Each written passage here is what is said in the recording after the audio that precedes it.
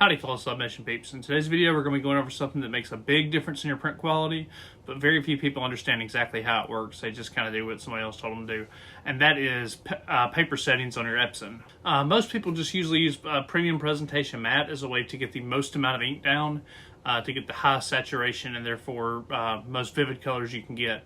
But what if that extra ink is actually causing you issues? Like say you have a t-shirt that's just bold black lettering, and you start to get wheel marks and just extra marks and extra fuzziness on your letters because the ink has nowhere to go.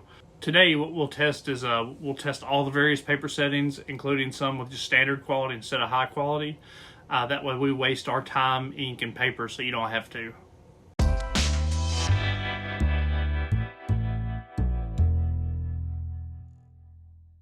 First, let's discuss why paper settings affect the output of your printer. Paper settings directly change exactly how much ink your printer is putting down based on what the printer expects to be absorbed by the paper itself. The best analogy I can think of involves printing on two strange objects at various ends of the spectrum. Let's pretend you're pouring black ink on a porous, absorbent material such as a sponge. How much ink do you think it would take to make that sponge have a nice crisp black? Probably quite a bit. Now let's contrast that with something non-porous such as glass. How much ink do you think it would take to show up on glass? Not much at all, because the glass isn't actually absorbing the ink. And that's kind of how that works. You can actually trick the printer into putting down more ink based on what you're telling it that you're printing on.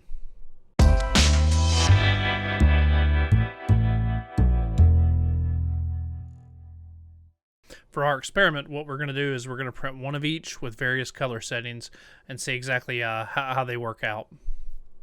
The design will be a very simple one and will feature a color chart and some solid black text to maybe generate some wheel marks and see how bad that ends up.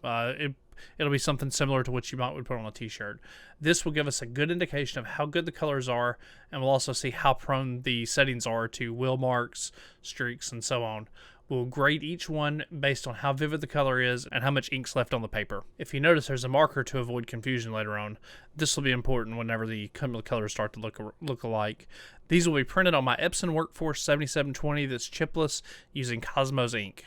Once printed, we will be pressing on the smoothest 100% poly fabric I could find. It happened to come from Walmart. And I know y'all don't want to sit here and watch me press fabric, so we'll go ahead and just speed through this process, and we'll go ahead and get all these done. Alright guys, we're done. Look at this beautiful pile of stuff we have printed over here. What I'm going to do, I'm going to go ahead and I'm going to take photos of these, and that way we can zoom in and look at all the details.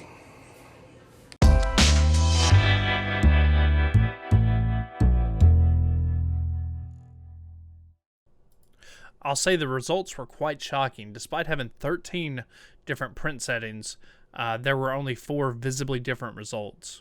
The first one is what I call the heavy ink category, and this one is going to include the Ultra Premium Photo Paper Glossy, the Premium Photo Paper Glossy, the Photo Paper Glossy, and also the Premium Photo Paper Semi-Gloss. That's a mouthful, guys. But anyway, this is what I consider the heavy ink. I just feel like that the heavy ink is asking for problems when you print any sort of saturated image, particularly things that are heavy and black. The setting actually results in wheel marks in every test print that we did with my design, which is kind of designed to maybe induce some wheel marks because you have some, thick, heavy black letters that don't have a lot of gap between them, which is usually where wheel marks seem to occur for me. In addition, the blacks have a noticeable red tint when using any of these paper settings. With that being said, I never recommend using these particular settings just for that reason, because they're very likely to end up in wheel marks and possibly color bleed, and you have a lot of red in those blacks. The next group we're going to talk about is just one, and it's heavy ink, but it has reduced red in the black, and that's Premium Presentation Paper Matte. And this is our favorite setting, and we love it, and the entire internet basically loves it. And it's extremely similar to the heavy ink as far as saturation and everything, but there's just a little less red in the black and less issues overall. The black had a much more pure, it's like just a really dark gray. It's just a really perfect black color, and it looks fantastic. And with that being said, when you pull the red out of it, you run into reduced wheel marks, and it just looks better overall. So for any kind of fabric, anything that doesn't have just huge chunks of black ink, I would highly recommend this setting. It's fantastic. You'll get the best saturation, the best colors. Next up is the light settings, including one of my personal favorites, high quality plain paper.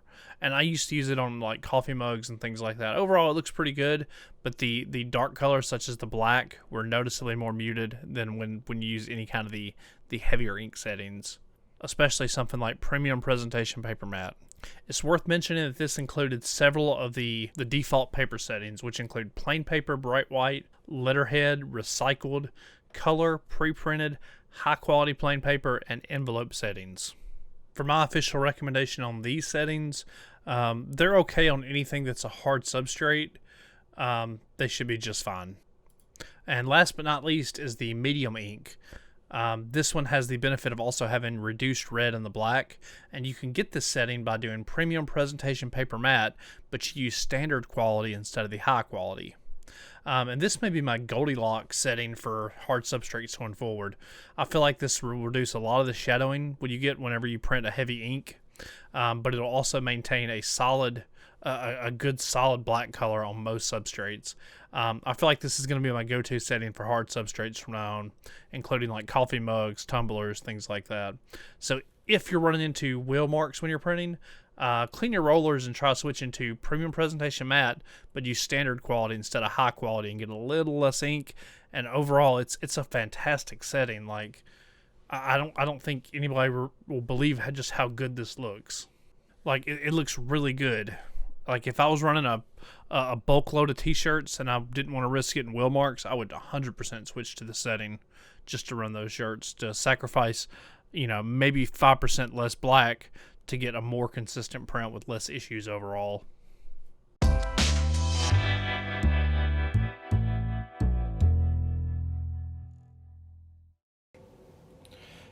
Alright, fellas, so conclusion time.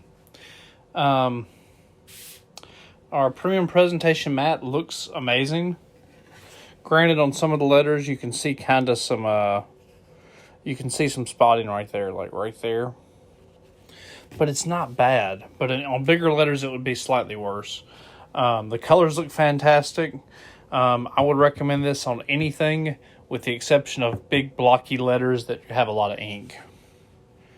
And also, one thing if you notice, like all these other ones look pretty good too, like the ultra premium. Like, all those look pretty good, right? They look pretty decent, you would think. But my problem is the fact that the black, I don't know if you can see it, but the black has more of a red tint. Let's see if we can see that on camera. See how the black has more of a red tint? And it's really exemplified whenever you look at the transfer paper. This is premium presentation matte. It's got a black. And this has more of a red black. And it's more exemplified on the larger items. Like you can clearly tell the difference there between something that has a lot of red in the black and then the premium presentation matte, which is actually a black.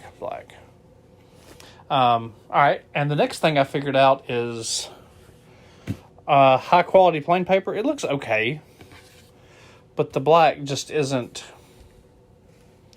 It's just not as dark and crisp. Like if you look at those two side by side, like there's no real comparison. Like you can see just how much blacker that is. Granted, if you didn't know anything about the presentation matte and just looked at this, you would still think that's a really nice t-shirt. And look, there are absolutely no streaks at all in it. Like there are no streaks to speak of. But my recommendation is still not to use that. By the way, on these, my official recommendation is to never use any of the premium ones with the exception of premium presentation matte because of the red and the black. That's really weird. My advice, instead of high quality plain paper setting, is to simply use the premium presentation matte, but on standard quality instead of high quality. Because then you get the black. You get a better black and better colors. Like, look at the difference in the black. It's a little bit better. It's a stronger black and absolutely no smearing and no issues at all. So honestly, if you have something that's streaking and giving you wheel marks and all that, turn off that high quality and just use premium presentation matte. And if it's still doing it, then maybe think about doing high quality plain paper or one of those other settings. Speaking of which, all those settings printed the exact same, which is very odd. And I'll drop a list up on the screen showing you what all prints the exact same as this. There was literally no difference in colors or blacks or anything that I saw. They literally all printed the same. So my official recommendations, to reiterate one more time, is premium presentation matte on high quality. And then if you have anything that is getting wheel marks or anything, go ahead and turn high quality to standard quality. But I mean, otherwise, these like the PPGs look pretty good outside of the red and the black. The blacks have a red tint to them.